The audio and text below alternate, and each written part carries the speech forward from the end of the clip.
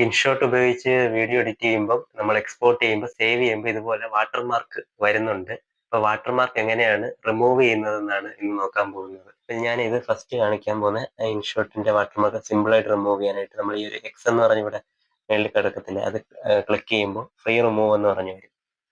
Free remove നമ്മൾ കൊടുക്കുകയാണെങ്കിൽ ഒരു പരസ്യം വരുമായിരിക്കും, 2-3 പരസ്യം വന്നിട്ട് പരസ്യം മുഴുവനായിട്ട് കാണണം. എന്നിട്ട് നമ്മൾ ബാക്ക് പോകുമ്പം ആ വാട്ടർമാർക്ക് റിമൂവ് ആയി. ഇനി അടുത്തൊരു മെത്തേഡ് എന്ന് പറഞ്ഞാൽ നമ്മൾ ഇൻഷോട്ടിലെ പ്രോ എടുക്കുക, അതായത് പെയ്ഡ് വെർഷൻ. അപ്പം അവർ പൈസ മന്ത്ലിയും ഉണ്ട്, ഇയർലി പ്ലാനുകളും കൊടുത്തിട്ടുണ്ട്. അപ്പോൾ അത് നമുക്ക് മേടിക്കുകയാണെങ്കിൽ ഇതിനകത്ത് ഫുൾ ഫീച്ചേഴ്സും കിട്ടും, വാട്ടർമാർക്കും പോകും.